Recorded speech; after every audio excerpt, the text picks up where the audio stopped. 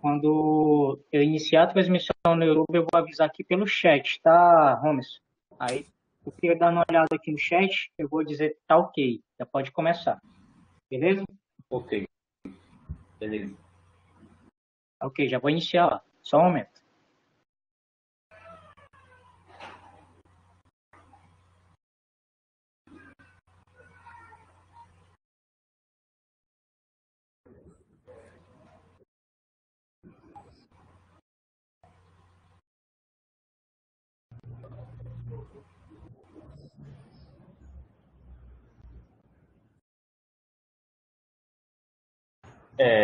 Olá, boa tarde a todos.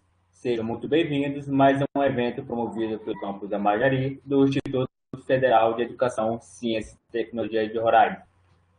Hoje é o quinto encontro do curso de extensão Educação e Direitos Humanos, de reflexão e é vinculado ao programa institucional de fomento de projetos de prática pedagógica inovadora.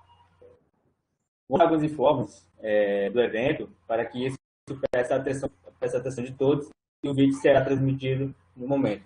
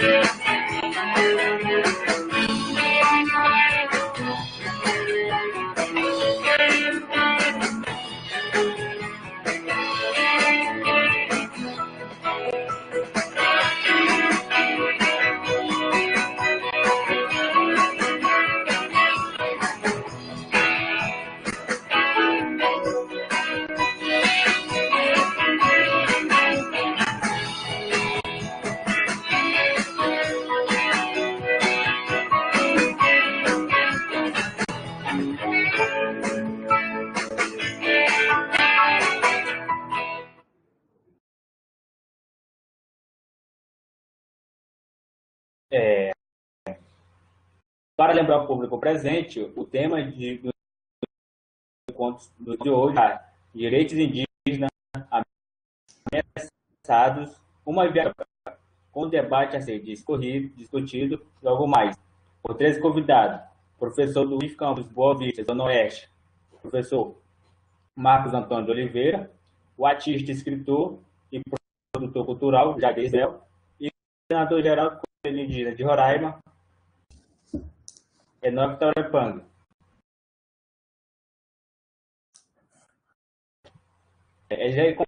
Já se encontra presente nessa tarde, inclusive, desde já, nossas boas-vindas ao nosso agradecimento por aceitar o convite em participar do evento. Mais adiante, vamos anunciar os currículos resumidos dos nossos convidados, para que a comunidade conheça um pouco mais sobre o trabalho. Teremos também o nosso momento cultural, que anunciamos o momento cultural deste solenidade. Trata-se de um vídeo organizado pelo professor Lucas Limas, do campus Amajari, em que traz alguns trechos de registro de eventos institucionais. Vamos prestigiar o vídeo.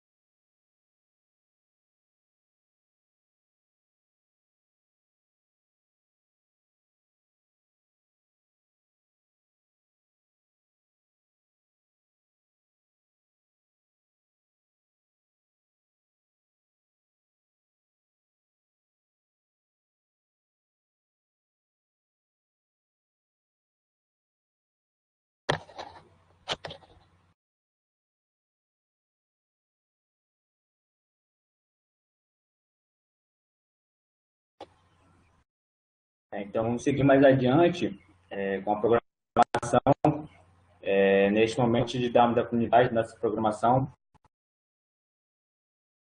passamos algumas aulas de algumas autoridades do IFR presentes neste evento. Reitora do IFE, professora Nilra Bezerra, diretora do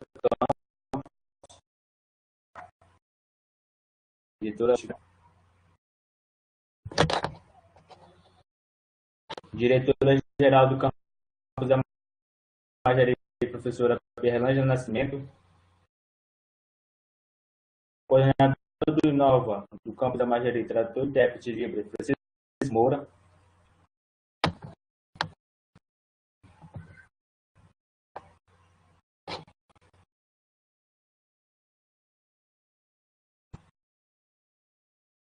aproveitando este momento, farei uma breve apresentação pessoal, o vereador deve estar acontecendo nessa tarde.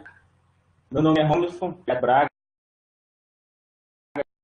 acadêmico do curso de Secretaria do IFR Campus da Majari. Sou coordenador do projeto de piscicultura da indígena Boqueirão. Fui possível de bolsa acadêmica de extensão PIBAEX no DAO, na Escola Estadual do Dias, e é o mediador deste evento. Em apresentação, de algumas perguntas instantes. Sem demora, vamos ao momento ênfase deste encontro. Nosso debate. São 3 convidados, cada um terá um tempo de exposição e pergunta.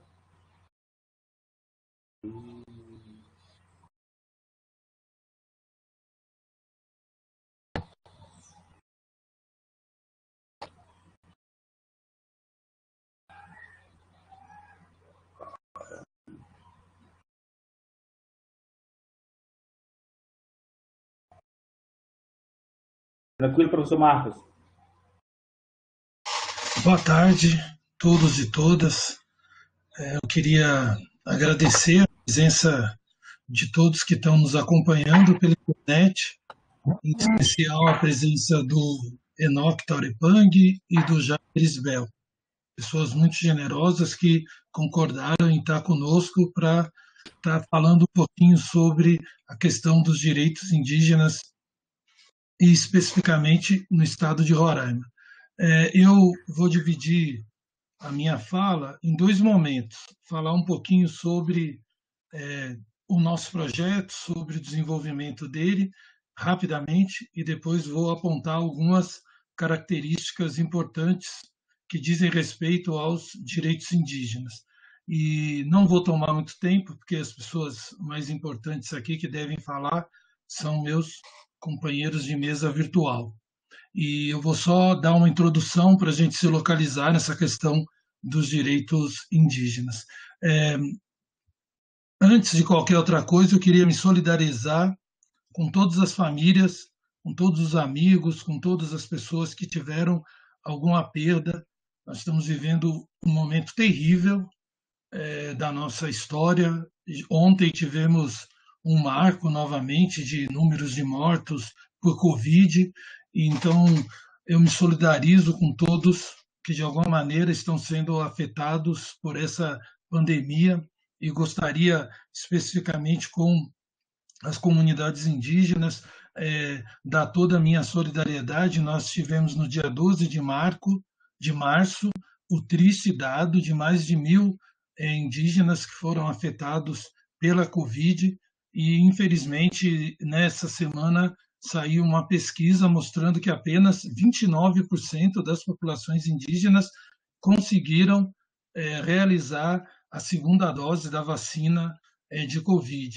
E os indígenas estão num grupo de prioritários, assim como os profissionais da saúde, que já atingiram 64% de vacinação da segunda dose. E, no entanto, os povos indígenas só atingiram 29%. Então, por aí a gente já tem uma ideia de todos os problemas e dificuldades que os povos indígenas estão enfrentando, e na pandemia não haveria de ser diferente. Então, minha solidariedade e minha tristeza por esse momento tão difícil que todos nós estamos passando. Esse projeto ele tem sua raiz num movimento que começou há alguns anos atrás e de uma forma coletiva, como esse que está sendo realizado agora.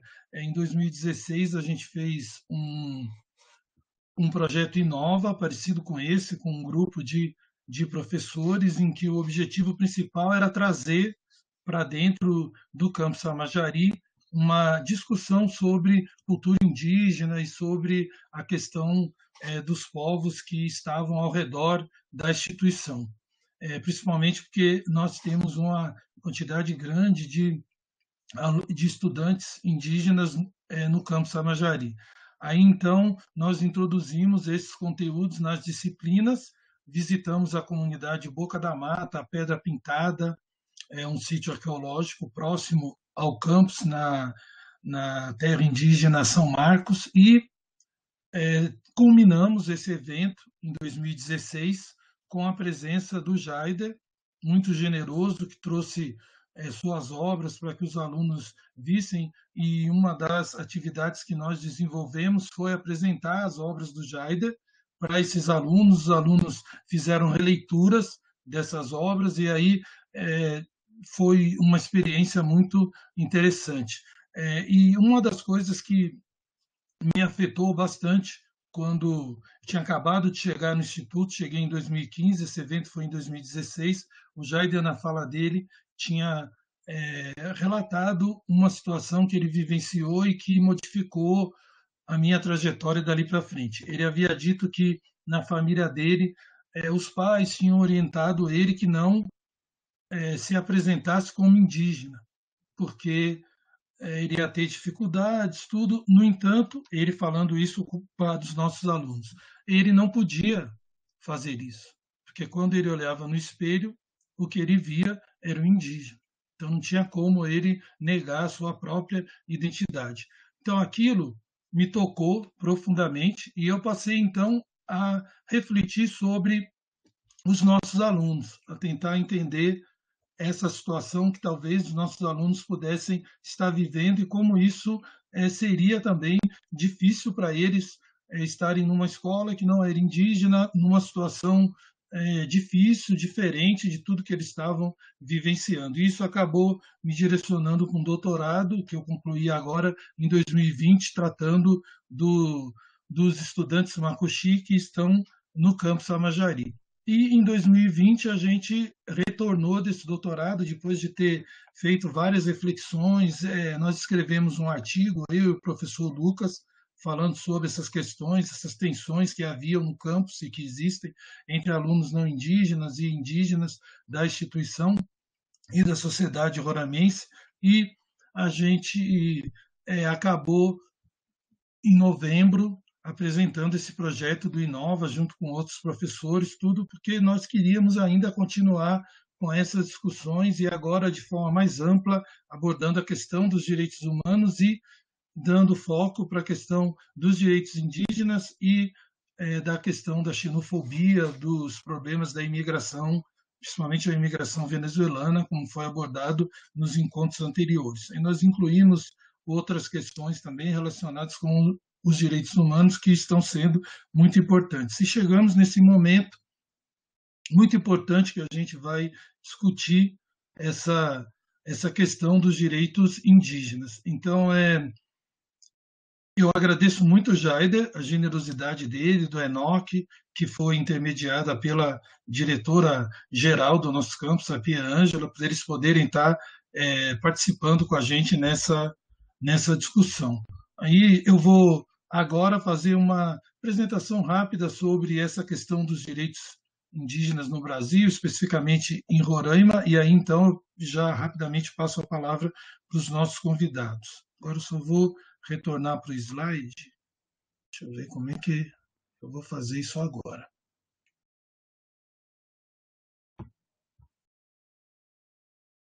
Já não sei mais como é que faz aqui. Alguém me ajuda para voltar para o slide? Eu não estou mais... obrigado. Muito obrigado. Então, assim, a gente vai estar falando sobre a questão dos povos indígenas e focando um pouco no que diz respeito ao momento mais atual que nós estamos vivendo. Essa fala toda ela gira em torno de um relatório que foi produzido pela Comissão Interamericana de Direitos Humanos e que aborda vários temas, tudo e entre eles os direitos indígenas. Então tem alguns dados que eu acabei incluindo na minha fala. Aqui tem uma definição rápida feita pelo Eduardo Viveiros de Castro, para quem ainda tem alguma dúvida sobre esse termo que está meio ultrapassado, índio, que a gente utiliza agora é o termo indígena, né? Então o indígena é qualquer membro de uma comunidade reconhecido por ela como tal. E comunidade indígena é toda comunidade fundada em relações de parentesco ou vizinhança entre seus membros, que mantém laços históricos culturais com as organizações sociais indígenas pré-colombianas. Então esse é um termo antropológico cunhado pelo Eduardo Viveiro de Castro, só para a gente localizar a nossa discussão. Aí durante o século XVI, essa região aqui de Roraima é uma região fronteiriça, né, principalmente com a Guiana e com a Venezuela, e os povos holandeses, franceses, ingleses disputaram essa região com os portugueses e com os espanhóis. Então, esse período foi um período que os povos indígenas tiveram uma situação mais de escravização e que foram ou sendo escravizados por aldeamento, ou por resgate, ou por guerras justas, que eram termos que eram trazidos pelos colonizadores. Esse período vai se estendendo até mais ou menos o século XVIII, quando há, na teoria, um rompimento da escravização, mas ela persiste por um longo período. Nessa região amazônica, ela é muito utilizada pela falta de mão de obra africana, então a mão de obra indígena escrava ela é utilizada por um período bem extenso. A partir do século XIX já começam a surgir algumas preocupações com as populações indígenas e já se tenta construir, a partir das constituições, algumas políticas chamadas indigenistas, que são políticas feitas pelo Estado para os povos indígenas. Aí, nesse caso, ela focou mais na questão das terras, principalmente porque, a partir de 1850, é criada uma lei, que é a Lei de Terras, que vai, de maneira sucinta, determinar que as terras agora não eram mais de todos, mas elas passavam a ter um valor. Então, para as pessoas adquirirem essas terras, elas teriam que ser compradas. Então, a partir desse momento, as terras indígenas passam a ser mais cobiçadas ainda pela população não indígena. No século XX, há ainda um conceito que ainda é do século XIX, mas que predominava, que era a visão de que os povos indígenas deveriam ser, entre aspas, civilizados ou incorporados à cultura ocidental. A ideia era que eles fossem, em outros termos, assimilados à cultura não indígena. E isso se personificou nas organizações indigenistas que foram surgindo a partir do século XX. Então, uma das primeiras que surgiram foi o SPI, o Serviço de Proteção ao Índio, que foi dirigido inicialmente pelo Marechal Rondon. O SPI ele foi criado com a finalidade de civilizar os indígenas, transformando-os em trabalhadores nacionais. A ideia inicial era transformá-los em agricultores para eles trabalharem sem uma identificação indígena, mas serem incorporados. O SPI fez várias demarcações de terras, mas numa limitação muito pequena, o que acabou posteriormente dificultando muito os povos indígenas que vieram a depender dessas demarcações. Entre 1937 e 45, durante a ditadura do Estado Novo, houve aí uma marcha chamada Marcha para o Oeste, em busca de minério, tudo, e foi se aprofundando na região amazônica. Na década de 50, aí, o antropólogo Darcy Ribeiro é o primeiro que vai discutir a questão indígena e ele vai denunciar as opressões sobre os índios na história do Brasil, que acabava sempre reproduzindo esse discurso assimilacionista nas escolas. Tudo. Em 61 é criado o Parque Indígena do Xingu, e em 67 é criada a FUNAI, que é um órgão federal responsável pelo estabelecimento e execução da política indigenista, que estaria em consonância com o que determinava a Constituição mais à frente de 88. No entanto, a FUNAI também vai ser criada com enfoque assimilacionista.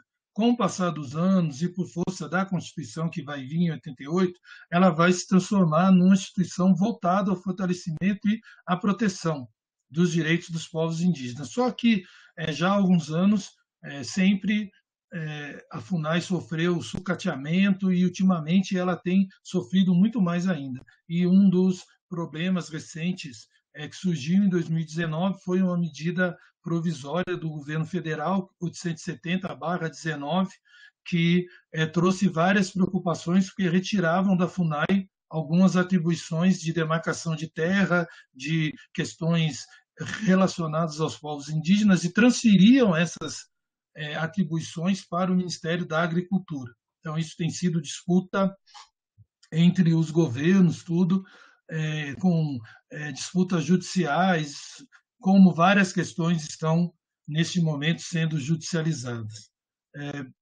Falando ainda um pouquinho sobre essa construção nos anos 70, a partir de 1964 ocorre a ditadura militar, a instituição da ditadura, e a ditadura, o regime militar, ele mantém essa visão que é muito parecida com a que nós estamos vivenciando atualmente em relação aos povos indígenas, que é uma visão de assimilar. Então, a gente houve um retrocesso, depois de tantas lutas e conquistas, novamente o governo tenta fazer um discurso de assimilação, de cooptação dos povos indígenas para aceitarem a introdução do garimpo ou a ocupação de suas terras pelo agronegócio. Depois de uma longa luta e protagonismo desses povos, o governo insiste novamente em assimilar esses povos e tentar retirar esses direitos que foram conseguidos a duras lutas e pelo protagonismo indígena. Durante os anos 70, a ideia de desenvolvimentismo que foi desenvolvido pelo regime militar trouxe sérias consequências para os povos indígenas, principalmente da Amazônia. Então, você tem a construção da Transamazônica, hidrelétricas, o desmatamento para a pecuária, e isso como construção de estradas, como a BR-174, a Perimetral Norte, no estado de Roraima, que trouxe uma série de genocídios com povos como a Emiri-Troari, atravessou a terra indígena Raposa Serra do Sol, trouxe doenças, uma série de epidemias, e tudo isso, para vocês terem uma ideia, houve, segundo os dados da Comissão da Verdade, em torno de 8.000 indígenas que morreram durante o período militar, que foram vitimados por essas causas que eu relatei. Enfim, em 1973, o governo aprova o chamado Estatuto do Índio, que já tentava dar uma visão um pouco mais autóctone para os povos indígenas, dando a eles mais independência. E, em 1988, é promulgada a Constituição Federal. Essa, sim, vai ser uma revolução para os direitos dos povos indígenas. É claro que, a partir dos anos 70, a Igreja Católica vai estimular, depois de perceber que os povos indígenas estavam se organizando para lutar principalmente pelas suas terras, para garantir as demarcações. Então, com o movimento que vem com a teologia da libertação, e principalmente em 73, com a criação do CIMI, Conselho Indigenista Missionário, passa-se então a apoiar essas reuniões, essas assembleias que vão ocorrer, inclusive no estado de Roraima, em 77, 78, que já vão começar a organizar as populações indígenas para que elas possam ter o seu protagonismo e elas mesmas direcionarem os seus interesses, e isso vai desembocar numa participação muito intensa das comunidades indígenas na Constituição. E essa Constituição vai trazer especificamente 2 artigos fundamentais que até hoje sustentam os direitos indígenas. Então, pulando aqui, a Constituição tem no artigo 231 que é reconhecido aos indígenas a sua organização social, costumes, línguas, crenças e tradições, e os direitos originários sobre as terras que tradicionalmente ocupam, competindo à União apenas, e tão somente, demarcá-las, protegê-las e fazer respeitar todos os seus bens. Só isso que a União tem que fazer. Então é vedada a remoção dos grupos indígenas de suas terras, salvo a de referendo do Congresso Nacional em caso de catástrofe ou epidemia que põe em risco sua população ou no interesse da soberania do país após deliberação do Congresso. Então está aí na legislação, é a lei que dá proteção para os povos indígenas dentro das suas terras, aos seus costumes, a sua organização social, as suas línguas, as suas crenças, tradições. Isso é um direito garantido dos povos indígenas e conquistado com muita luta, com muito suor, pelo protagonismo que eles tiveram nesse período. Um outro artigo importante da Constituição é o 232, que os índios, suas comunidades e organizações são partes legítimas para ingressar em juízo em defesa de seus direitos e interesses. A partir daí, sai a ideia da tutela e os indígenas passam a ter condições deles mesmos interferirem nos seus próprios destinos. Então, o pensador indígena Gerson Baniwa, ele vai dizer que a Carta Magna ela trouxe para os povos indígenas, primeiro, a superação do fantasma do seu desaparecimento, que foi representada pelo aumento dos índices de crescimento populacional. Depois, o reconhecimento da capacidade civil dos povos indígenas, eliminando a relação de tutela estatal.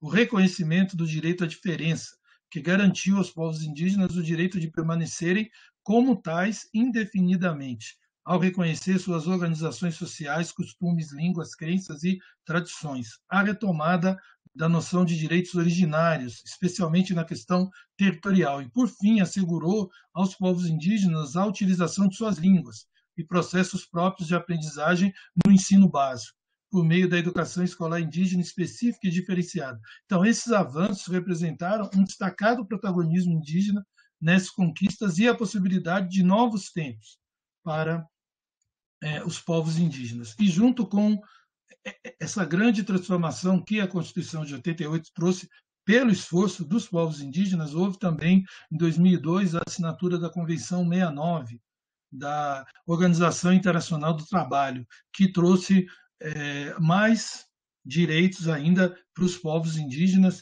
e um enorme avanço no reconhecimento deles como sujeitos coletivos, com identidade étnica específica e direitos históricos imprescritíveis. Então, além disso, se procura definir em detalhe, além dos direitos dos povos indígenas, os deveres e as responsabilidades dos Estados na sua salvaguarda. O Brasil assinou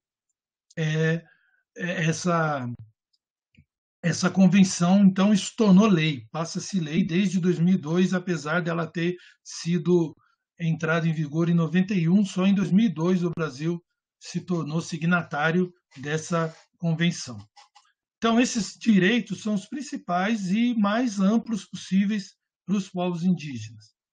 E, no entanto, são os que estão sendo mais atingidos já há muito tempo. Falar um pouquinho sobre isso. Então, hoje, um dos maiores problemas para os povos indígenas é a questão da demarcação de terras. Infelizmente, está havendo retrocesso, tentativas de refazer remarcações ou então interferir nas terras indígenas de várias formas. Então, o Estado ele não concede terras para ninguém. Ele apenas declara a demarcação, porque isso é um direito originário dos povos indígenas. A FUNAI faz o processo técnico e o presidente apenas homologa. Então, infelizmente, os índios não vão possuir a propriedade, ela é uma posse coletiva, mas isso impede que as suas terras sejam comercializadas. As terras indígenas elas devem garantir o modo de vida tradicional, atividades produtivas, preservação dos recursos ambientais e condições adequadas à reprodução física e cultural segundo seus usos, costumes e tradições. Um grande exemplo disso é a terra indígena Raposa Serra do Sol, que, na época da sua demarcação, não se acreditava na capacidade dos povos indígenas de organizar essa terra indígena, e hoje está mais do que comprovado que, além de conseguir administrar esse mais de 1.600.000 hectares, né, eles ainda são capazes de reproduzir isso em melhor situação do que estava antes, mesmo sendo entregue com uma série de problemas com a mineração, com o desmatamento, e eles conseguem manter essas terras, aumentar a produção, aumentar a criação de gado, enfim. Fica bem comprovado que eles sabem o que eles estão fazendo com as suas propriedades. Falar um pouquinho também sobre essa PEC 215, que é uma PEC que ainda está em tramitação e que ameaça muito a questão dos povos indígenas hoje em dia, porque ela tenta alterar a demarcação das terras, trazendo essa demarcação apenas ao período de 1988, quando foi promulgada a Constituição. Então, essa é uma questão terrível, porque tiraria direitos, tiraria terras que já foram demarcadas, tudo, e isso é uma disputa que ainda vai ser resolvida no Superior Tribunal de Justiça. Então, ainda são questões que ainda permanecem. Falar aqui rapidamente sobre algumas questões que aparecem para encerrar no relatório que foi feito pela Comissão Interamericana de Direitos Humanos. Então, embora a Constituição, como a gente viu, do Brasil reconheça o direito originário às terras tradicionalmente ocupadas, infelizmente, essas terras tinham que ser demarcadas num prazo de 5 anos. No entanto, esse prazo não vem sendo cumprido. E, apesar do registro informado pelo Estado brasileiro de que em 2018 435 terras indígenas se encontravam regularizadas, atualmente ainda existiriam 847 territórios indígenas com alguma pendência a ser sanada pelo Estado brasileiro. Ou seja, esse número corresponde a 64% do total das 1.306 terras indígenas. Então, o governo vem relutando em fazer as demarcações. Desde 2009, quando houve o marco da petição número 3.388 de Roraima, que tem como objeto o caso das terras Raposa Serra do Sol, se tenta institucionalizar a tese do marco temporal, que foi o que a gente estava comentando até agora. E todos os órgãos da administração pública federal, incluindo a FUNAI, deveriam seguir essas diretrizes do marco temporal. Isso é uma preocupação que está sendo discutida no Superior Tribunal e que ameaça ainda as populações indígenas e está sendo relatada nessa Comissão Interamericana. Aponta isso como um dos problemas. Houve também um enfraquecimento, isso é um problema atual, das políticas e instituições de licenciamento ambiental. Então, isso afeta diretamente os direitos dos povos indígenas. Por quê? Por exemplo, em 29 de fevereiro de 2019, o IBAMA publicou a Instrução Normativa número 8, no qual autoriza empresas a realizarem pedidos de licenciamento ambiental que era restrito só ao órgão federal. Então, eles podem fazer esse pedido agora para órgãos estaduais e municipais. Então, nos termos dessa instrução, esses pedidos podem incluir empreendimentos em terras indígenas, em áreas protegidas e para exploração de petróleo no litoral brasileiro, que é um absurdo. Então, são vários ataques aos direitos dos povos indígenas. Vários projetos de mineração afetam total ou parcialmente as terras indígenas. Daqui a pouco, quando eu encerrar agora, a gente vai ver um vídeo que mostra um pouquinho isso.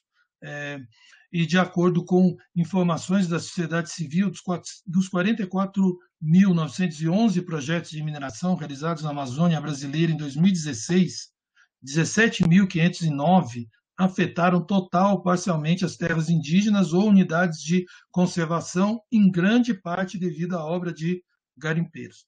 Então, 70% dos projetos estão relacionados com a exploração ou intenção de explorar minérios.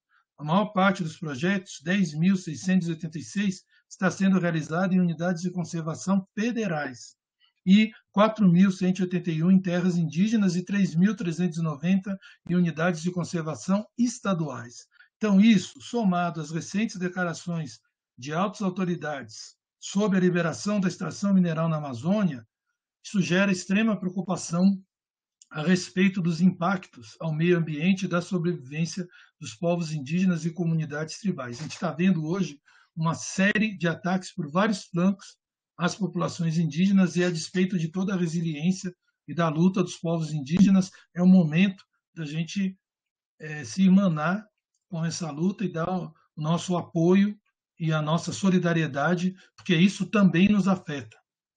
E eu vou pedir agora para passar um vídeo que encerra a minha fala, e aí eu passo a palavra para os nossos companheiros de mesa. E não sei quem pode nos ajudar nisso. Obrigado.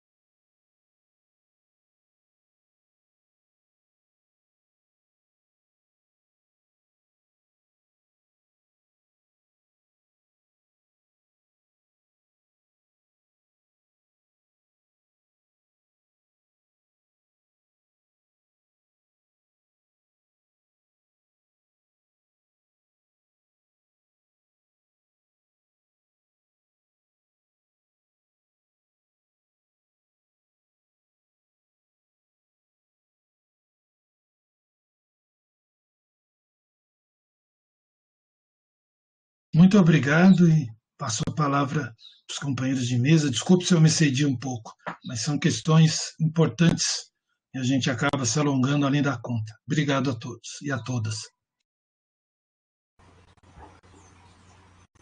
Agradecemos a brilhante exposição do professor Marcos. Muito obrigado, professor Marcos. Logo adiante vai ser realizadas algumas perguntas pelo público. Vamos para o segundo palestrante, Jardes Bell. É artista, escritor, produtor cultural, indígena da etnia Mapuche. Nasceu em Namandia, no estado de Roraima, e viveu lá até os seus 18 anos. Atualmente, esse lugar é a terra indígena Raposa Serra do Sol. Começou sua atuação como artista plástico de forma auditada. Em 2011, nesse momento, realizou a exposição individual Cabocagem, o Homem na Paisagem da Universidade Federal de Roraima. Entre suas obras de destaque estão suas pinturas de dimensões humanas malditas desejadas. Ambas de 2013, na obra Zoomorfo em 2016, amplia os materiais utilizados para a produção, mesclados de pinturas com fitas coloridas e telas e ganha como suporte madeiras amarrados de trabalho ao estandarte. Em 2002, lançou seu livro Terreiro de Macunaíma, Mitos e Lendas, Histórias e Vivências, reunindo o trabalho de arte, educação em escolas indígenas e não indígenas. Seja muito, muito bem-vindo, Jair, e boa apresentação.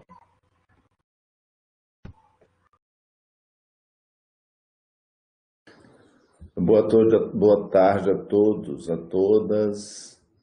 Morubenã, Zé Marcos Pel, Jair Esbel. Então, gente, é um prazer estar de novo aqui no IFE, né, no Instituto Federal do Amajari, é um lugar que eu tenho um carinho especial por ser esse lugar que acolhe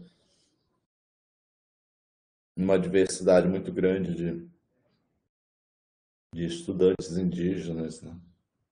E cumprindo aí a função institucional que é estar mesmo disponível à comunidade aonde ela está inserida, né? Então tenho um apreço especial pelo IFE, queria parabenizar a professora Pierre L'Angela, agradecer aí também pela direção dessa instituição, agradecer ao professor Marcos pelo convite, aos alunos por estarem aí acompanhando, né, e a confiança aí no nosso trabalho.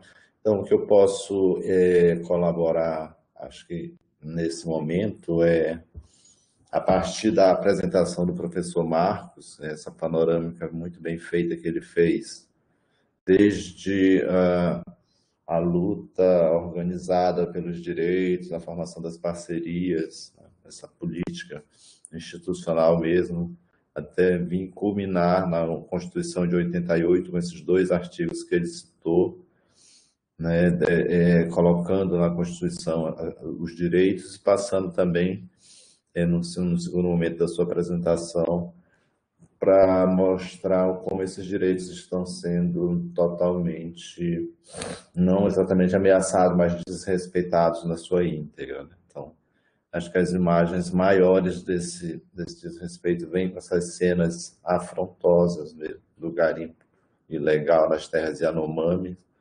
Acho que não tem mais nada mais figurativo e ilustrativo desse descontrole absoluto do que essas imagens, né? Que elas são imagens muito fortes.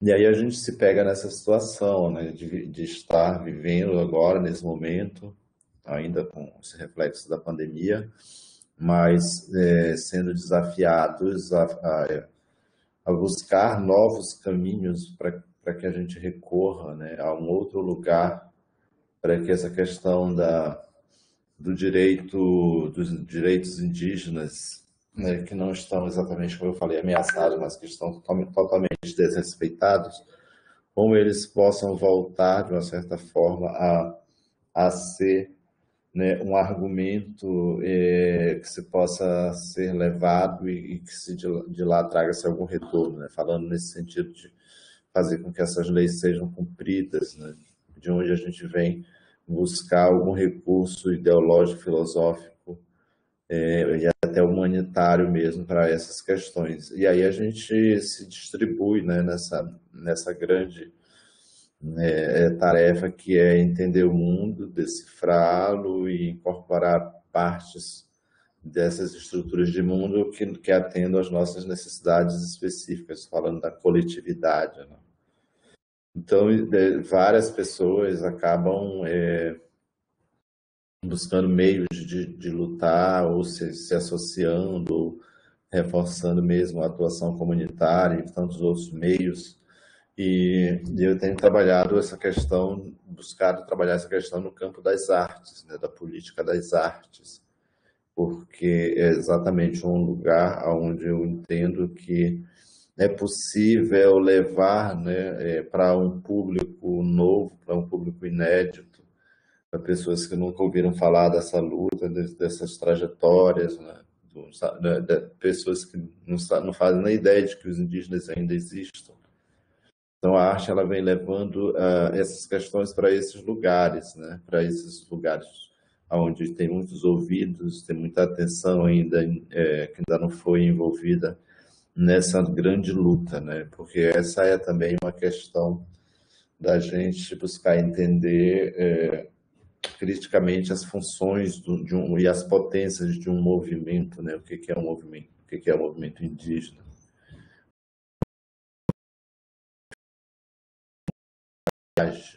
Aqui, por exemplo, em Roraima, será que o nosso movimento indígena é só fazer mobilização, descer a serra e se juntar lá no centro e ficar fazendo a resistência, né? Será que isso é o movimento?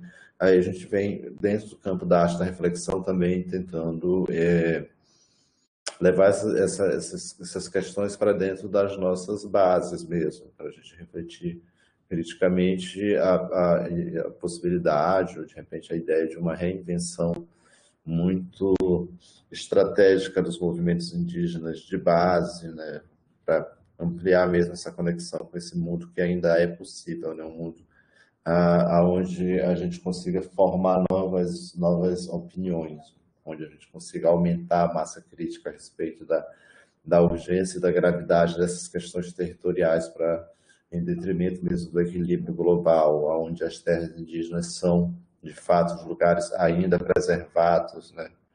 Embora agora nem mais isso a gente está podendo arrumar, tanto a raposa quanto a Yanomami. Então, eu acho que trazer um pouco essa fala para contextualizar mesmo, né? Qual seria a função do meu trabalho nesse contexto de movimento, nesse contexto de urgência. Então, é levar, por meio das artes, né? Chamar a atenção que a arte consegue fazer e levar essas reflexões de base mesmo, linkar essa luta com o movimento de base, com as necessidades primeiras. Então, isso também é chamado de artivismo, né? Pode ser chamado de artivismo. E um dos resultados mais rápidos, digamos assim, é essa mudança social da consciência, quando você consegue ir numa escola e sensibilizar as crianças a cobrarem dos pais, dos professores, que a natureza seja bem cuidada, ou então, quando você vai mesmo nesses lugares, nessas cidades grandes, levando sua arte e dizendo que você é indígena e mostrando, abrindo, né, o leque, o mapa das realidades indígenas para essas pessoas, acreditar nessa educação, dessa consciência social, né? De trabalhar mesmo criticamente a construção desses estados. Então, é um pouco isso, né? O país ele vive em constante mudança de reforma, até constitucional mesmo, né? Todo tempo está saindo aí um documento de emenda constitucional. E isso é um momento perigosíssimo, né? Uma Constituição toda fatiada, toda fragmentada, toda corroída, né? Não tem estrutura, não tem exatamente uma aplicabilidade, né? Então, de fato, o que a gente consegue fazer enquanto uma ideia de liderança, né, que tem alguma voz, algum espaço construído para diálogo, é levar essas questões para a opinião pública mesmo, né, para formar novos parceiros que venham conosco, né,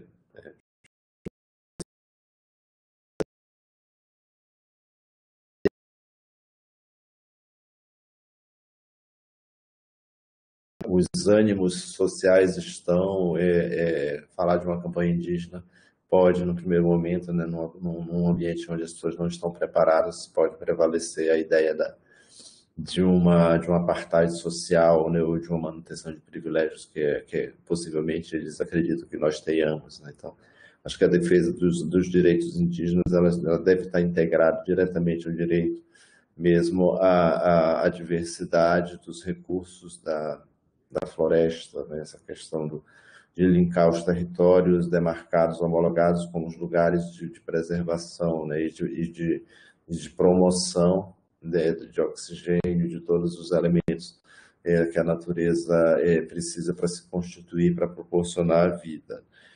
Então, o trabalho que eu tenho feito, ele vem desse lugar, né? Que é um lugar que também de conexão de lideranças, né? É um lugar onde a gente consegue levar, eu acredito, para as comunidades, né, para as lideranças, para as escolas também, uma possibilidade de que a gente entenda as nossas criações, os nossos saberes, as nossas práticas, a nossa cultura propriamente dita, como esse elemento mesmo que pode nos levar a conseguir, né?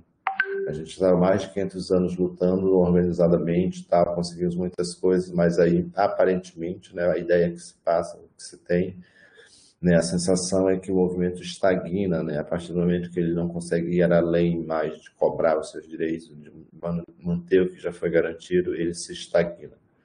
Não há mais um avanço, as pautas estão travadas, está havendo um retrocesso, né, essa coisa das ameaças da demarcação e não a mobilização nacional ou internacional está enfraquecida, então a gente consegue começar um diálogo com as lideranças para mesmo ver, de repente, tentar enxergar as artes, os saberes, né, essas práticas como essa flecha a mais que a gente tenha, né, né, como uma reserva, um fôlego de luta, né? Então, eu acredito que a arte ela tem conseguido mostrar esses caminhos, né?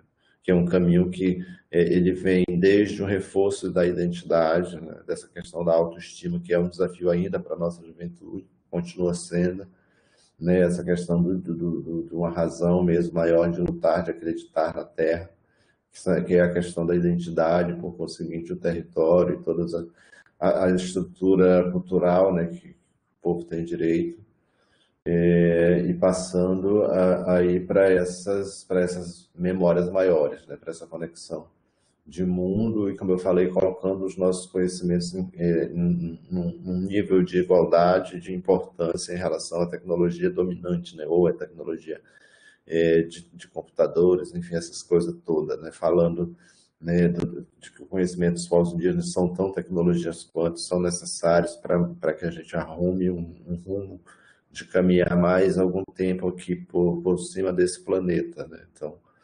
esse é um lugar, um espaço de território, um espaço de luta que ainda é possível avançar, né? Que é esse trabalho que a gente faz com a educação, com a sensibilização das pessoas, com a ampliação dessa rede, né? Eu tenho trabalhado muito com a ideia da apresentação, de como esse sistema constituído, especialmente da arte, que é mais a minha área, pode nos auxiliar nessa apresentação de mundo, né? Para que a gente nos apresente ao mundo mesmo. E que a nossa apresentação ela consiga ir muito além dessa primeira carapaça, dessa primeira paisagem que aparece quando se fala em indígena, que é a figura do sofredor, né, do coitado, do lascado. E aí a gente, com a arte, a gente consegue ir além de dizer que a nossa vida é isso, em boa parte, mas que a gente sabe muitas coisas, a gente tem muitas artes, muitos saberes, muitos conhecimentos, que a gente tem uma vida positiva, um aspecto positivo, que ele deve prevalecer essa ideia do sofrimento, da tristeza, da colonização, né? Então, eu acho que isso também é uma forma de trabalhar, né, o desenvolvimento do que seja os direitos humanos, né? Os direitos humanos eles não vêm exatamente a partir do momento em que ele é configurado como uma lei, ele é garantido a partir do momento em que há uma consciência de uma sociedade, de um povo, de uma nação sobre a existência, sobre a importância de outro determinado povo, no caso um povo originário, né? Então, se não há uma sociedade consciente, o direito, a garantia do direito indígena, do direito da pessoa humana não vai estar garantido, né? Então, a gente percebe que tudo é, de fato, uma questão de educação, de construção de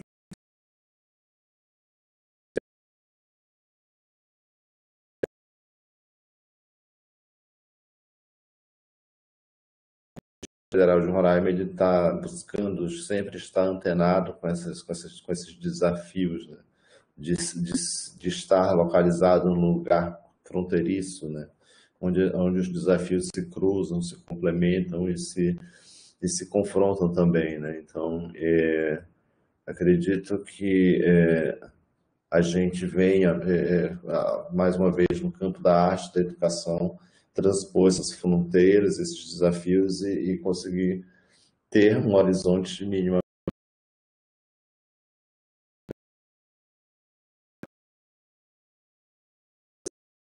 com essa necessidade mesmo do intercâmbio, né? Desse contato com a sociedade dominante, mas com esse cuidado mesmo de não deixar se perder em referências, onde a gente não possa, de novo, voltar a meramente fazer reverências, né? Mas que a gente nos coloque e que a gente, a partir do nosso próprio território conquistado mesmo, invadido e revirado pelo garimpo, a gente consiga sustentar essa questão básica, né, do direito à vida no território preservado, enfim, e essas questões. Eu vou parar por aqui e vou ficar aguardando a interação via...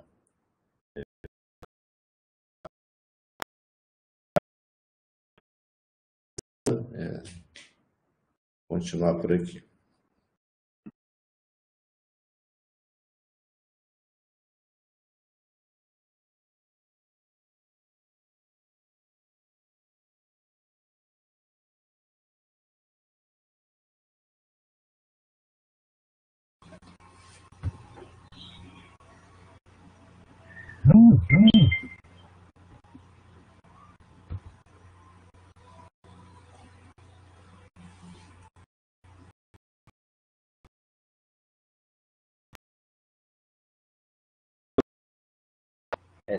Excelentíssima palavra.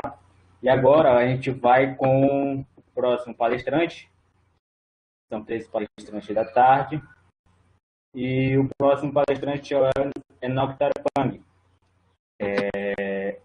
coordenador geral do Conselho Indígena de Roraima, que agora vai iniciar a sua próxima fala.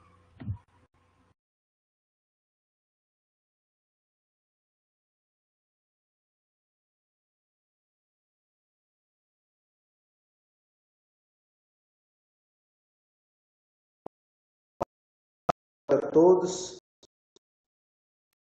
estejam me escutando bem. Eu espero primeiramente que todos estejam também bem, né?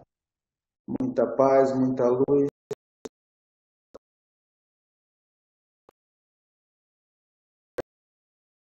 É difícil que a gente está passando na nossa sociedade como um todo. Então, falar de retrocessos de direito para mim, quanto indígena, quanto fazendo parte dessa nova geração. Hoje eu tenho 30 anos, sou do povo Taurepang, da região Amajari, terra indígena Araçá. É uma das 32 terras indígenas que são demarcadas.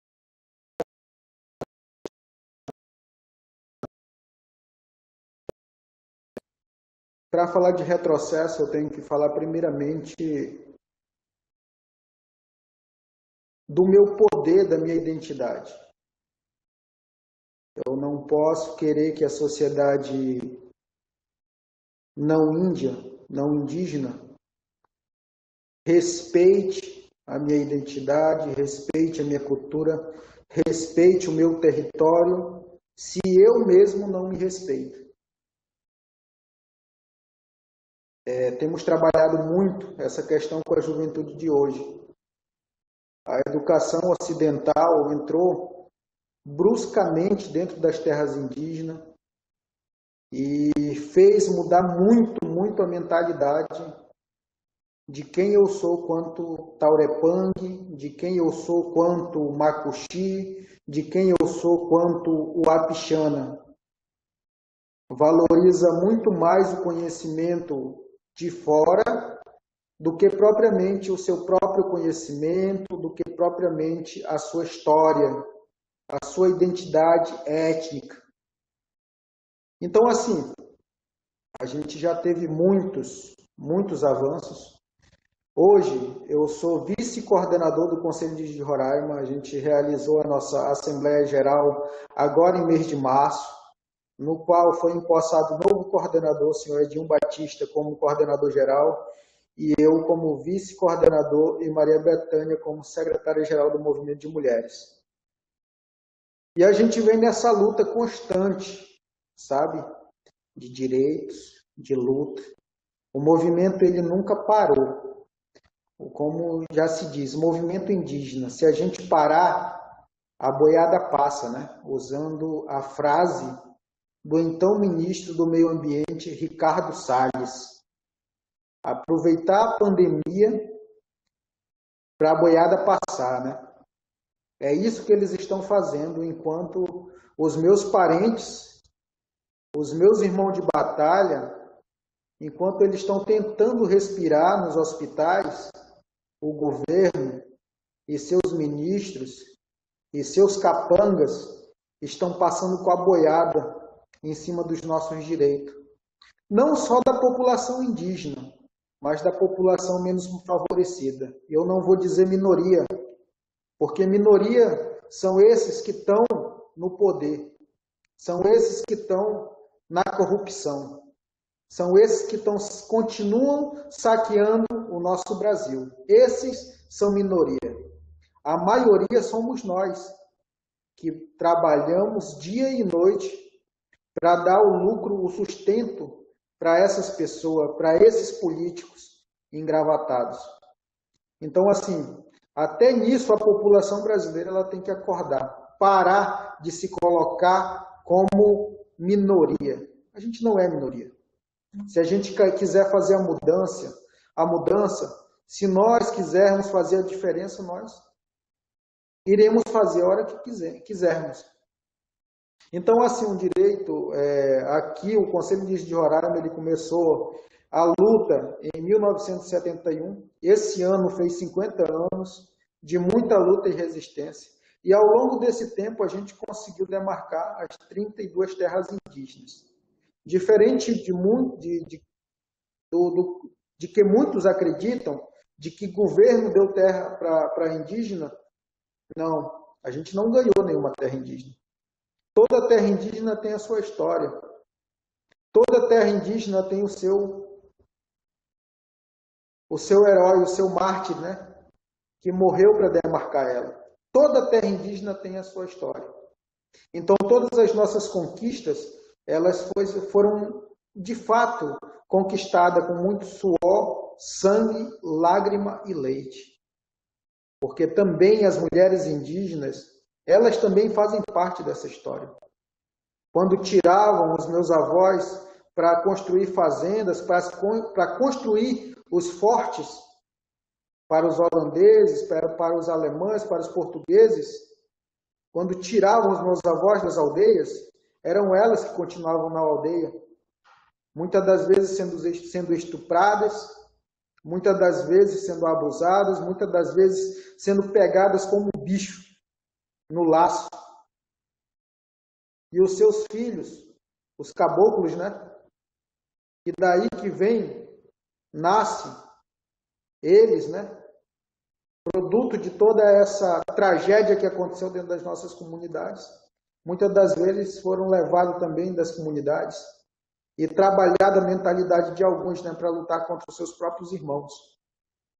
Também temos que dizer isso. A batalha contra o invasor, ela nunca foi dolorida para nós. Nós somos um povo guerreiro. Nós somos um povo guerreiro. A gente nunca baixou a cabeça. O mais dolorido de toda essa luta é lutar contra o seu próprio irmão. É ver o teu próprio irmão indígena que se beneficia de direitos, de entrar em uma universidade, de ter uma escola dentro da aldeia, de morar dentro de uma terra indígena. Ele se beneficiando de tudo isso, mas mesmo assim criticando o movimento indígena e chamando o movimento indígena de atraso. Então é isso que é o dolorido, é isso que tira os nossos direitos.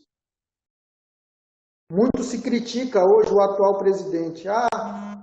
Bolsonaro está fazendo isso, está deixando de fazer aquilo, mas Bolsonaro sempre disse a verdade. Para que ele viria? Quem não sabe dessa história é quem nasceu um dia desse. Mas quem votou naquelas eleições sabia muito bem o número que ele estava apertando, sabia muito bem o gatilho que ele estava apertando. Então, assim, não é hora de se fazer desentendido, é hora de bater a poeira e seguir em frente, e marchar. Nós somos uma nação unida, nós somos um povo acolhedor. O Brasil é feito de pessoas acolhedoras. Falo isso porque já andei em muitos países da Europa, conhecendo outras civilizações. E em nenhuma delas, eu fui capaz de sentir o acolhimento a qual sinto em meu país. Mesmo ele me tratando, mesmo ele, o meu país, me tratando como imigrante. Porque nós, povos indígenas, todos os dias a gente luta como se a gente não fosse dessa terra. Como se nós não nascêssemos aqui. Como se a gente fosse estrangeiro. Hoje, os netos, os filhos de quem estupraram a minha avó, que chegaram usando maltrapilhos, querem dizer o que eu devo e o que eu não devo fazer. Respeitam a nossa história, respeitam quem deu a casa para vocês. Quando se perderam no mar, quando acharam a nossa casa, nós os acolhemos. Parem de dar espelhos para nós. Querem dar espelhos para que a gente continue sendo roubado em nossos direitos e em nossos territórios. Então, assim, para mim, o professor Marcos fez um apanhado histórico de tudo que aconteceu. De tudo que aconteceu. E os camaradas que são de paletó, que estão lá em Brasília, eles conhecem 1000 vezes melhor todas as leis, todos os parágrafos, todos os incisos, conhecem a minha história até melhor do que eu mesmo. Porém, são incapazes de entender a sua própria escrita. São incapazes. Eles estão passando por cima dos nossos direitos, não é por falta de eles não ter provas em mão. É por falta de ser humano. É por falta disso aqui que deixaram de lado. Escolheram outro caminho. Mas eu acredito ainda na força do movimento indígena, eu acredito na força de lideranças que fazem o certo pelo certo. Eu acredito. E eu continuo seguindo a ideologia dos meus tuxalas, ainda que sejam poucos que pensam assim. Mas eu acredito que movimento indígena é movimento indígena e governo é governo.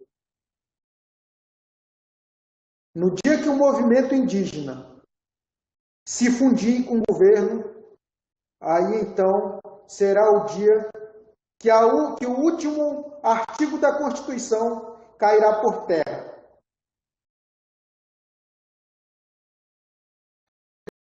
Nunca foi movimento. Então, assim, eu agradeço o convite da professora Pierlângela e dos demais do campus Amajari. Estamos aí para somar. E estamos, a cada dia mais, nos fortalecendo. Temos uma juventude no estado de Roraima afinada e muito aguerrida. Estamos cada vez mais nos preparando com conhecimento tanto ocidental, quanto o nosso conhecimento mesmo espiritual e o conhecimento dos nossos antepassados. Vamos continuar com a política do Malocão, que é a nossa política do movimento indígena, e vamos continuar, ainda que muitos não gostem, com a nossa política do feixe de vara. Todos unidos. Só assim a gente vai continuar a conquistar os nossos direitos, que já são garantidos na Constituição. Nós não estamos pedindo nada. A gente só quer que se efetive os nossos direitos a uma vida digna. Nos deixe viver bem. Nos deixem viver. Nos deixem respirar. Por favor, deem pelo menos esse direito a nós. Então, agradeço a todos vocês e me coloco à disposição para qualquer questionamento, qualquer pergunta, e seguimos em frente.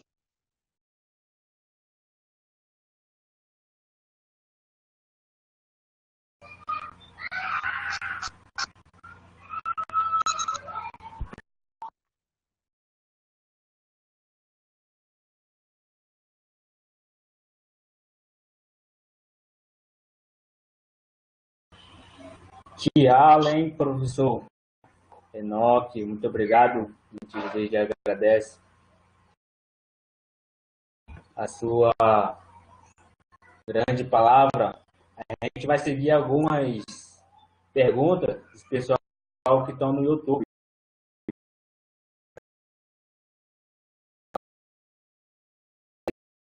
Da galera.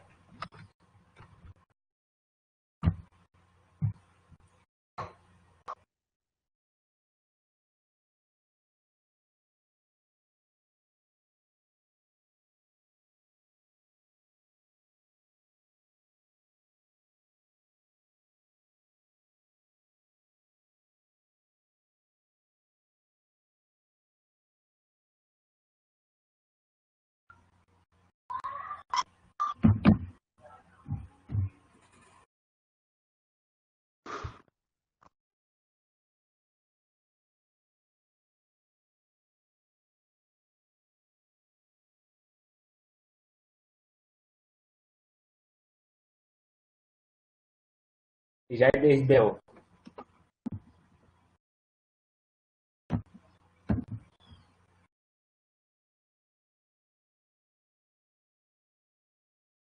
Estou aqui.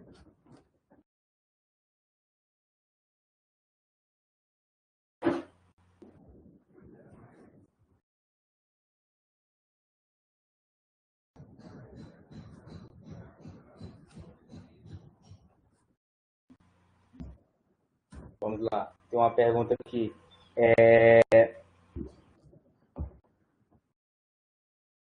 Marcelo Santos. Na qualidade de professor, sempre procuro abordar em questões em minhas atividades e aulas, mas para alguns alunos é um pouco distante. O que fazer em relação ao que você fala sobre as suas escrituras, de Marcelo Santos?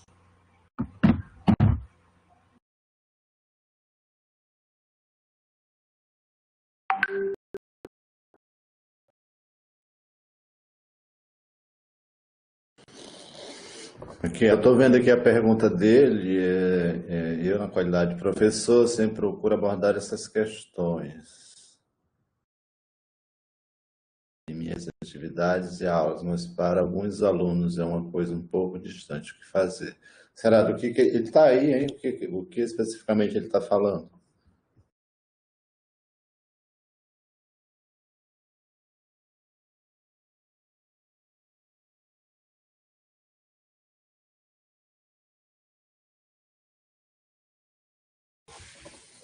Bom, eu acredito que ele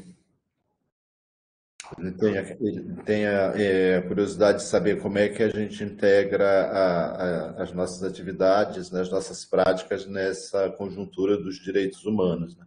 Acho que a melhor forma de ver isso é entender como uma questão de que a identidade, a luta pelo território, por essa consciência, ela passa pela questão da identidade mesmo, né? Ela tenha que ter essa questão da identidade muito bem definida, né? Você não luta por aquilo que você não está apaixonado, pelo que você não se identifica, né? Então, a identidade ela precisa ser manifestada, ela precisa ser defendida, ela precisa ser avivada. E aí você não tem como buscar uma questão de alimentar a sua própria identidade se você não se propuser a mergulhar na sua própria cultura, né? Você investigar, mesmo que num ambiente muito fragmentado, qual é a estrutura que lhe faz um povo, né? Que lhe faz ter orgulho de pertencer a um povo, de vir de uma linhagem cultural, né? E aí a gente vem mergulhando nesse conceito maior que a gente tem enquanto cultura, que é o universo de Macunaíma, né? Que é o nosso grande avô, que vem trazendo aí para nós cada vez mais a nossa origem e permanência, a nossa conquista de mundo, né? E ao mesmo tempo que essa cultura ela vem sendo de novo reconstituída, ela vem sendo colocada em paralelo com várias culturas, das culturas dominantes e tal, e vem mostrando para a gente que o nosso mundo é amplamente constituído como qualquer um outro, né? E ele passa também por esse território, né? Porque é o território do imaginário, o território físico mesmo, geográfico, a terra propriamente dita, e é um território que ele não fica só exatamente nisso, né? Mas que ele ultrapassa, extrapola esse sentido muito comunitário mesmo e restrito do território, quando ele passa a ser colocado como um distribuidor de recursos globais mesmo, né? Quando ele está vivo, fluido, quando ele está funcionando, né? Quando ele está num ambiente de funcionar mesmo enquanto território, onde ele abriga um povo, uma constituição de identidade, e aonde ele se conecta com o grande mundo sem deixar de estar constituído, né?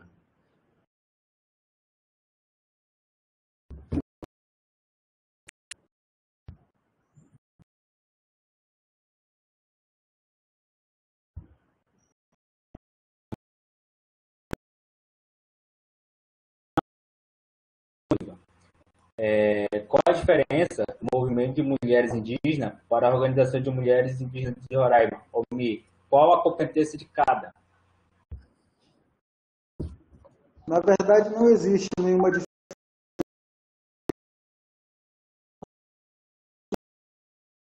no Conselho Indígena, né?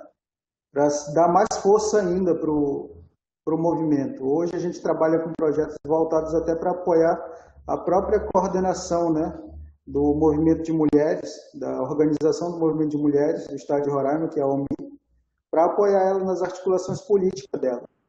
E aqui também a professora Maria Bethânia também, ela é um braço a mais dentro da organização para dar esse apoio à organização. Apenas isso, não é uma sigla a mais, né? É uma força a mais, a gente trata dessa forma e vê dessa forma.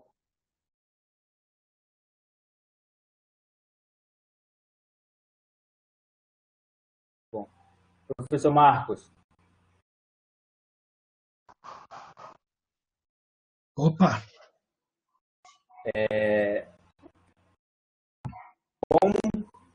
Uma pergunta aqui para o senhor aqui. Como o direito de povos indígenas está relacionado à preservação da natureza? Existe alguma relação? Peraí. Eu não entendi a pergunta. Você pode repetir? Desculpa.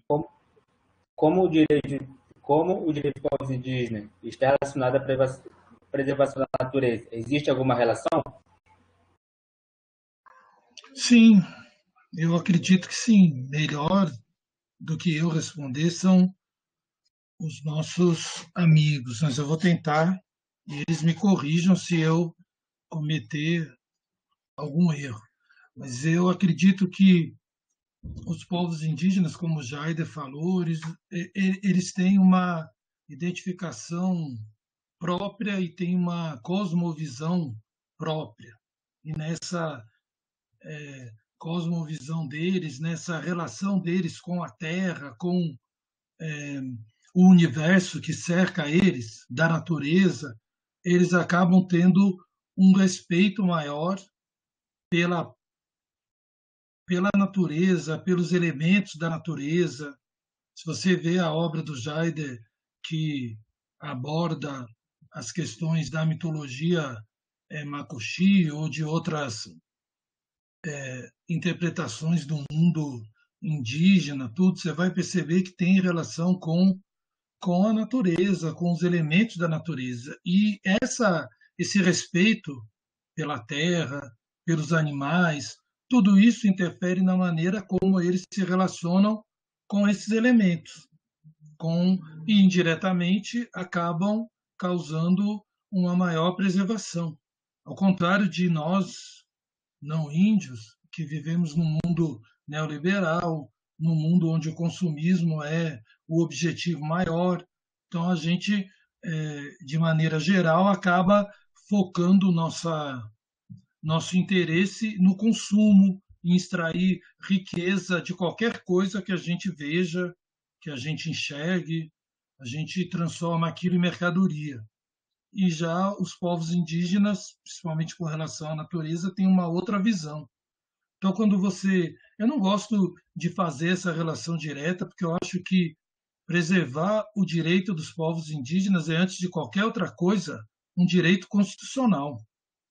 Independente do que eles vão fazer com as terras que são por direito deles, herança dos ancestrais, isso, mesmo se eles não tivessem um dito respeito pela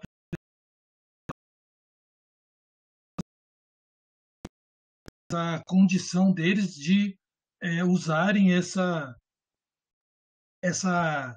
instituição que é a demarcação, que é o espaço deles. Então, acho que mas existe essa relação que acaba favorecendo um entendimento de que, se você preservar os indígenas nesses territórios, você vai ter uma maior manutenção da natureza. As terras indígenas normalmente têm uma maior preservação do espaço que elas ocupam, bem diferente da gente, né? Então, eu acho que o direito às terras, o direito à cultura, o direito ao seu modo de viver, garante essa preservação. Mas eu acredito, antes de qualquer outra coisa, que isso é um direito constitucional que deve ser respeitado, independente se preserva ou não a natureza. A terra são dos índios e deve ser dos indígenas e deve ser mantida com eles. Se quiserem completar ou discordar, fiquem à vontade. Estou metendo a colher que é de vocês. Peço até licença para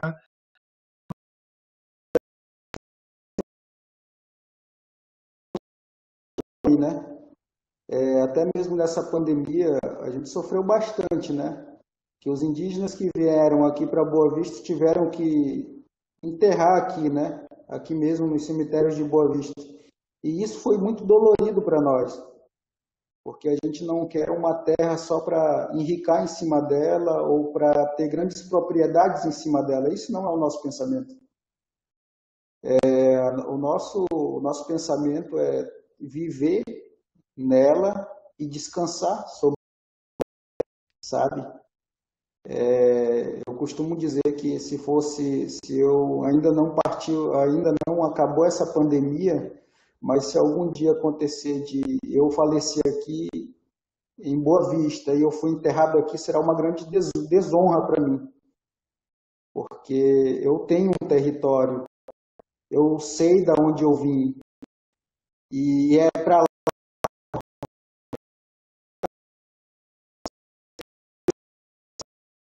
sabe? Então, as pessoas não entendem isso. Por mais que a gente tente explicar, eles acham que a gente vive num mundo de fantasia, sabe? Eles pensam que na Terra eles vivem por si só. E não é assim. Não é assim. Todos nós somos interligados.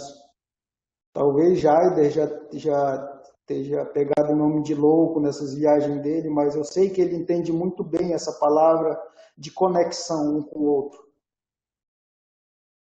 Desde a pedra até o animal, até tudo está conectado. Sabe, o mundo ele está doente hoje porque essas conexões estão se desfazendo. E está difícil o mundo se manter por si só, uma vez que as suas conexões estão todas sendo toradas, todas estão sendo rompidas. Então o território ele não é só um pedaço de terra para nós, ele é parte de nós, ele é nós.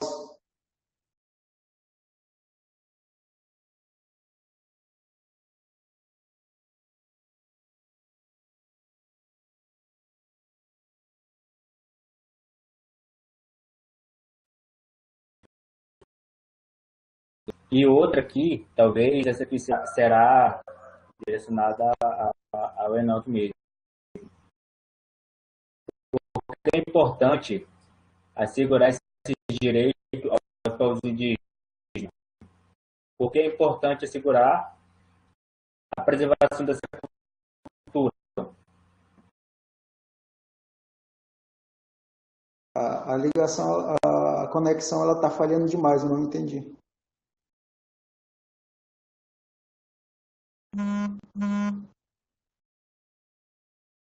Acho que a pergunta é assim.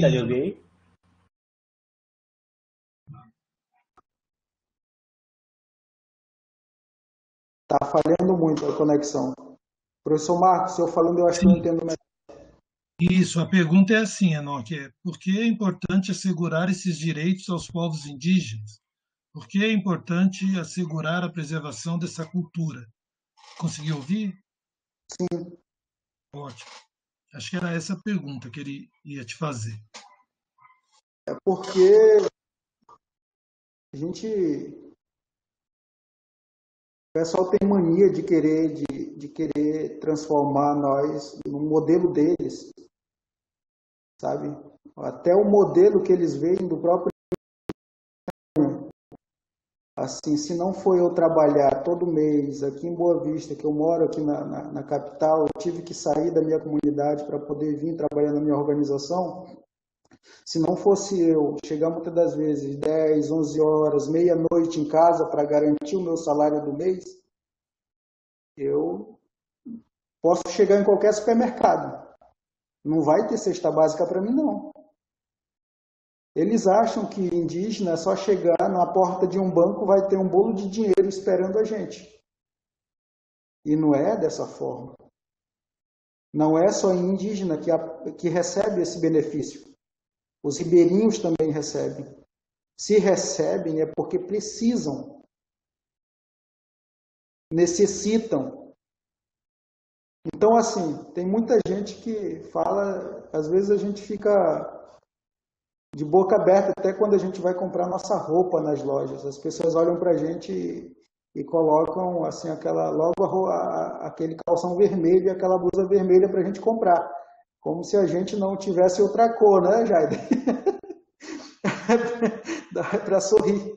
Mas a gente gosta de roupa bacana, né? Se a gente trabalha para ganhar um bom dinheiro, para ter um bom salário, é porque a gente quer comprar coisas boas para nós. Não só para nós, mas para as nossas filhas, para a nossa família. Então, assim, é importante assegurar os nossos direitos, porque a gente é de fato diferente. Enquanto a população não reconhecer que a gente é diferente, ela nunca vai entender o porquê que a gente quer o nosso direito. E a segurança desses direitos na Constituição, que foram conquistados também pelas lideranças indígenas, que foram, né, Clóvis, Ambrósio, Valdir Tobias aqui de Roraima, que foram na Constituinte de 88 para Brasília, lutar pelos direitos, juntamente com outros parentes, Raul Nicaiapó, Marcos Terena e outras lideranças do Brasil como um todo que foram para Brasília bater de frente com os governantes para garantir esses dois artigos. Se não fossem eles fazer isso, sair da sua própria aldeia, porque tem muita gente que fala, esses índios aí só andam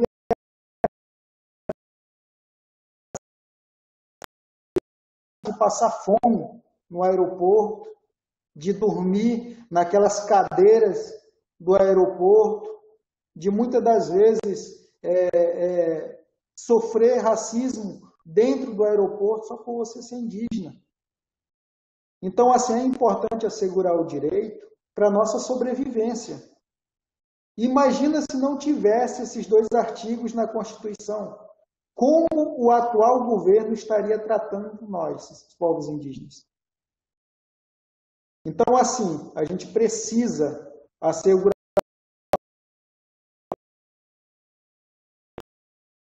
Se tirar um inciso, é uma grande perda que a gente sofre, é um grande retrocesso que a gente sofre.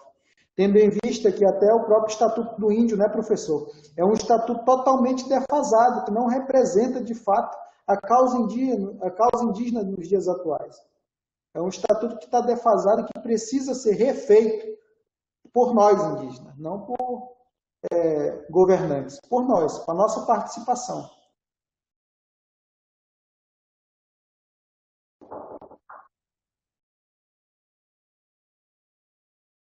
Deixa eu fazer uma pergunta aqui para o Jaider, que está vindo no chat, ou se todos vocês podem responder.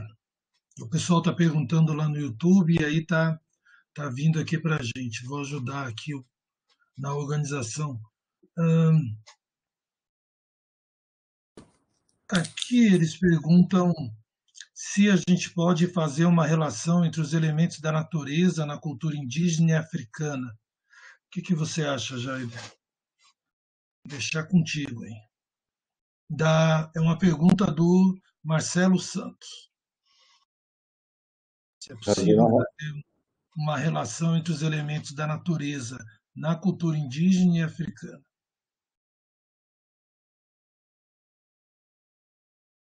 Bom, Marcelo, eu acredito que é totalmente possível, né? Tanto a cultura indígena aqui, a Macuxi, né? Ou várias outras nações indígenas, povos indígenas daqui da América do Sul, enfim, América Central, eles têm toda uma constituição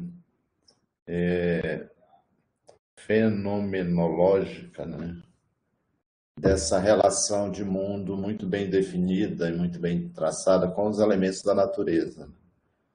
Então, acredito que todos devam ter cultos específicos para certos tipos de elementos, água, fogo, chuva, as plantas mesmo, né? Então, nós povos indígenas, temos ainda essa relação, né, com os elementos da natureza, tratando cada um como uma entidade, como um espírito, como um detentor de uma vida mesmo própria, única, um ser completo de si, né? Tanto é que vem essa prática da gente saudar ou pedir a licença ou permissão para adentrar nesses espaços da natureza, né? E com certeza as culturas africanas elas devem ter tudo isso também, toda essa constituição.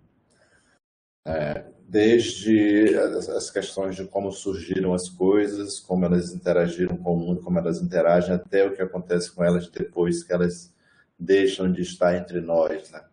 Eu estou fazendo, por exemplo, uma curadoria para o Museu de Arte Moderna de São Paulo, com vários artistas indígenas de vários lugares do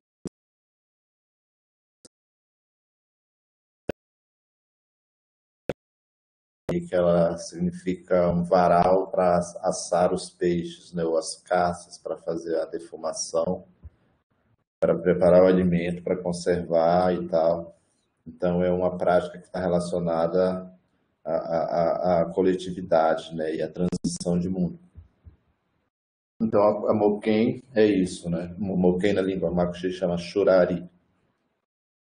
Essa prática, esse varal de defumar carne, né, que são essas carnes que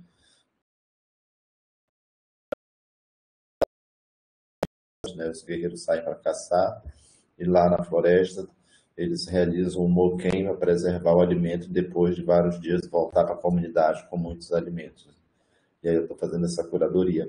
E aí a nossa mitologia, tanto Macuxi quanto acho que Taurepã é muito próxima, né? São tribos, povos aí que são praticamente da mesma raiz, né? Então eles devem dialogar nessa cosmologia, né? Então a Muquem, um belo dia, ela se descobre abandonada, né, aqui na Terra, seu dono foi embora, largou ela para trás, aí ela ficou desiludida e quis ir embora para o céu, né? Ela quis ir embora para o céu porque ela não estava,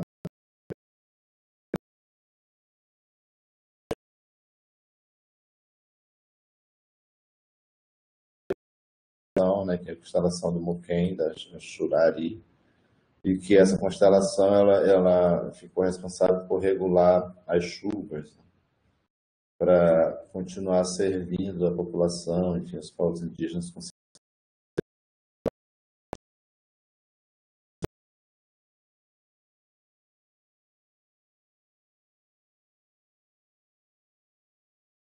a gente se dedicar a estudar a nossa própria cultura, a gente vai ver, né, que a gente tem explicação, razão para tudo o que existe e o que não existe no mundo, né? E isso é o legal de uma história, de viver uma cultura, né? Então, tem várias formas de você viver uma cultura, que é uma delas, basicamente, você voltar-se para ela, né? Você acreditar, criar um universo interior que seja e viver, se dedicar ali boa parte disso. Então, eu acredito que todas essas culturas de raiz, né, as culturas que tem mesmo todo um componente cosmológico, cosmogônico, né, toda uma gênese, também todas têm uma gênese, todas têm um apocalipse também, né? E isso também, na cultura macuxi, a gente tem essas questões.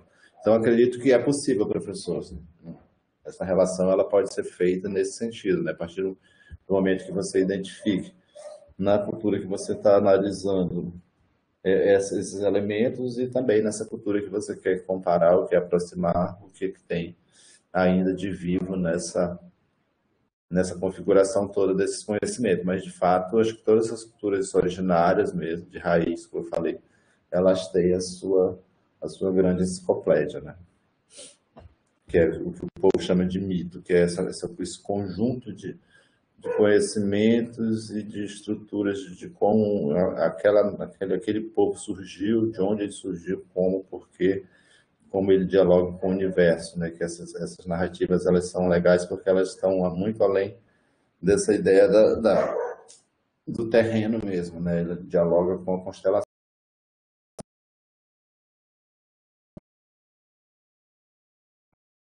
Do que essa forma de ver a cultura ocidental ela nos é mostrada, né? A Terra é separada da grande conexão.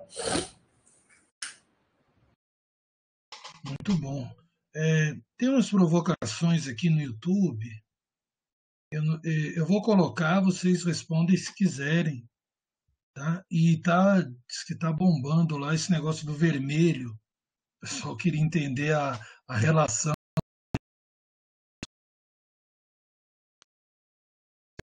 Isso, eu entendi mais ou menos, mas aí vocês coloquem que o pessoal ficou curioso, não entendeu muito bem por que colocam isso. Aí perguntaram o seguinte, Enoque, Jaider, o Sérgio está perguntando, Sérgio Bruni, é verdade que o índio não tem direito de ter o que o branco tem? Aí a gente já vai encerrar. Uma outra pergunta, povos indígenas do Jorge Henrique, no estado de Roraima, tem rincha ou são todos unidos?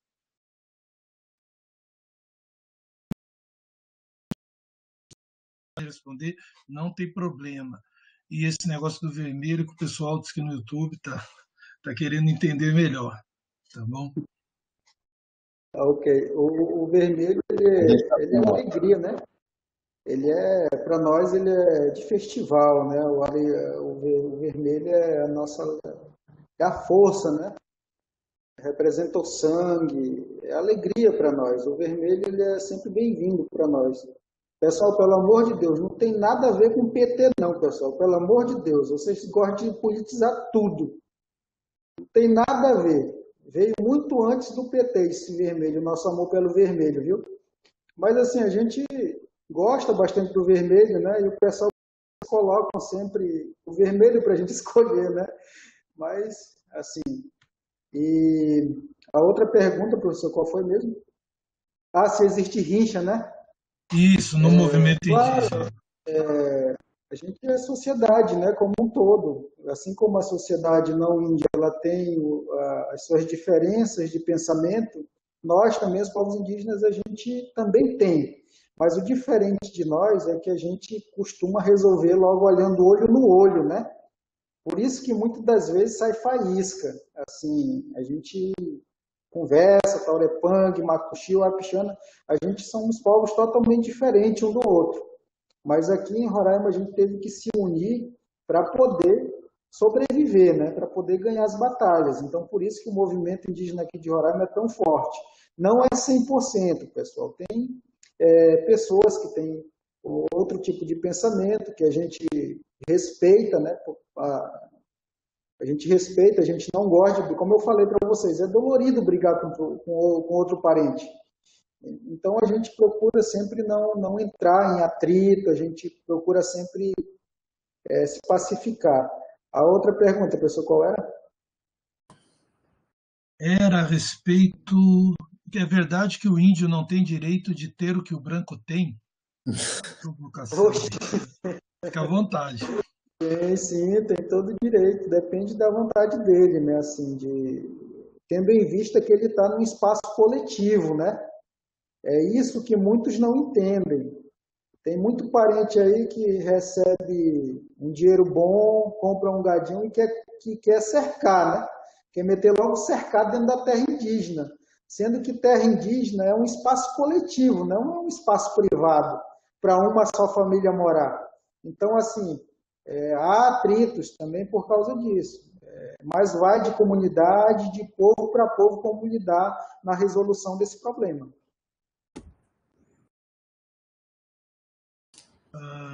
Francisco, a gente já está caminhando para o fim. Eu queria agradecer bastante. Estou muito feliz de ver o Enoque, porque eu vi uma live dele há algum tempo atrás. Você estava na sua comunidade com Covid, se recuperando, mostrando lá que você estava tomando elementos da sua comunidade, remédios que foram produzidos lá, e muito bom te ver restaurado e completamente bem. É uma alegria. E Jaider, olha, não tenho como te agradecer, tenho um respeito muito grande por vocês e fico muito feliz de poder estar junto nesse espaço, humildemente pedindo licença para conversar com vocês. É um prazer muito grande. Fico muito feliz de ter tido essa tarde dialogando com vocês aí. Espero ainda poder ter outros momentos assim. Muito obrigado mesmo. Eu não sei se o Francisco, se vocês quiserem falar alguma coisa, fiquem à vontade, que a gente já está caminhando para o encerramento. O professor Marcos, Sim. para a gente fazer o encerramento, a última pergunta da Cristiane Rocha.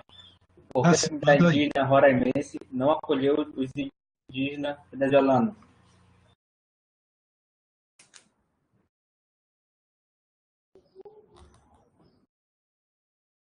Por que as comunidades indígenas não acolheram os venezuelanos? É isso, né? Acho que é os indígenas venezuelanos. Isso. Então, tentando ser bem sucinto, né? Bem sucinto. A gente parte da premissa de que cada povo tem o seu território, né?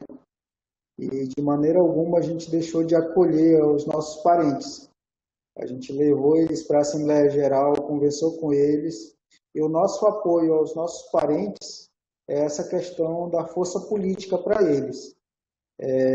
Fazer com que eles lutem, mas pelo território deles, porque todo povo tem seu território. Povo sem território não é povo, não tem vida. Então a gente tem continuado apoiando eles politicamente, juridicamente, a gente tem dado apoio, a gente tem dado palestra para eles, a gente tem acompanhado o caso deles, porque senão daqui a um dia se tornaria um caos dentro das comunidades indígenas também. Tem terra indígena demarcada com 1.700 hectares. Assim, nem toda terra indígena tem o tamanho da Raposa Serra do Sol e nem da terra indígena Yanomami. E as mais próximas de Boa Vista são terras indígenas demarcadas em ilhas. Então, assim, daqui a um tempo, seria um caos social, porque já foi uma luta. O Taurepang, o Macuxi, o Apixana começarem a se entender, né? Até daqui a acolá a gente se arranha. Imagine um povo de um outro país chegando com uma língua totalmente diferente para morar ali junto com nós. Então, assim, a gente tem dado esse apoio, a gente não abandonou nossos irmãos de maneira nenhuma, nem Iepá, nem o Carinha, nem o Aral. A gente tem dado esse apoio político a eles e tem acompanhado a luta deles de perto.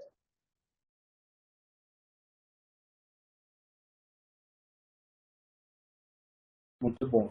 E agora a gente vai estar no finalzinho do nosso encontro e a gente vai passar as considerações finais para o professor Marcos, os palestrantes Jardisbel e Enoque.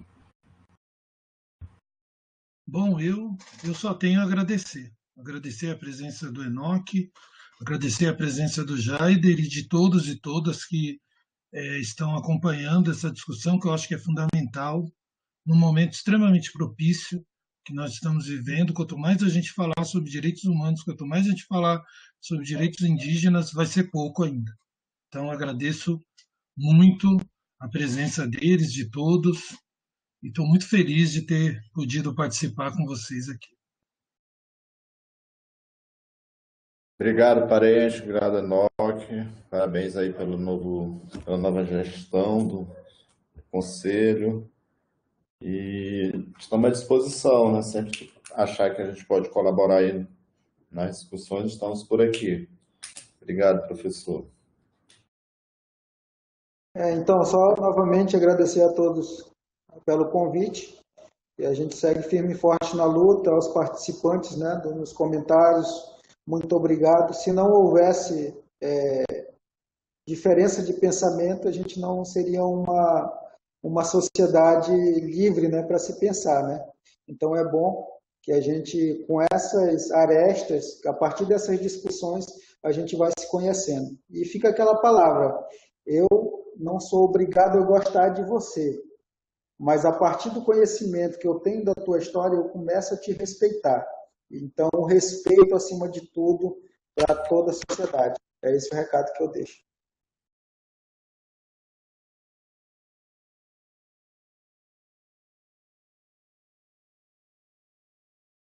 Muito obrigado.